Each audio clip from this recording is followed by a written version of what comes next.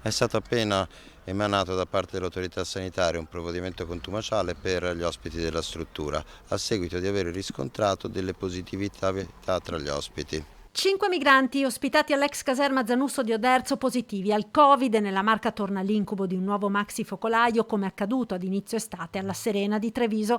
Tutto è cominciato qualche giorno fa, spiega Gian Lorenzo Marinese, presidente della società che gestisce anche questo centro, quando un giovane migrante, prima di essere trasferito in altra struttura, è stato sottoposto al test come prevede la normativa. Alla positività l'esame è stato ripetuto ai contatti stretti del giovane, altre 4 persone.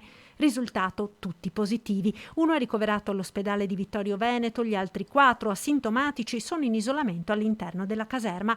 La procedura prevede il test per tutti i migranti che però si sono rifiutati, di qui la quarantena per i 175 ospiti. Come al solito c'è un po' di ritrosia a farli, vedremo se vengono fatti o meno. In ogni caso 3 settimane di quarantena e dovremmo cavarcela.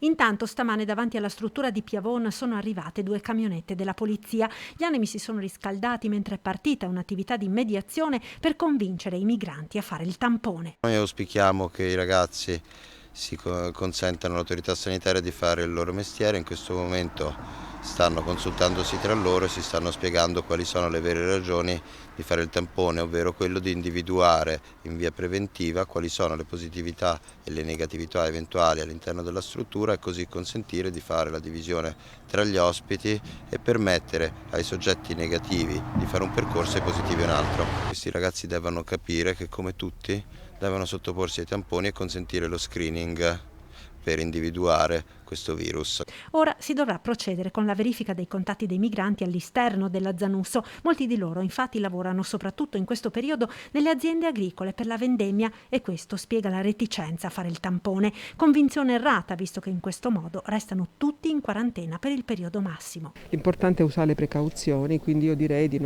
spero non si scateni un'altra caccia all'untore o allo scandalo perché purtroppo è una situazione che stiamo vedendo con tanta frequenza e gestiremo con l'assoluto rigore.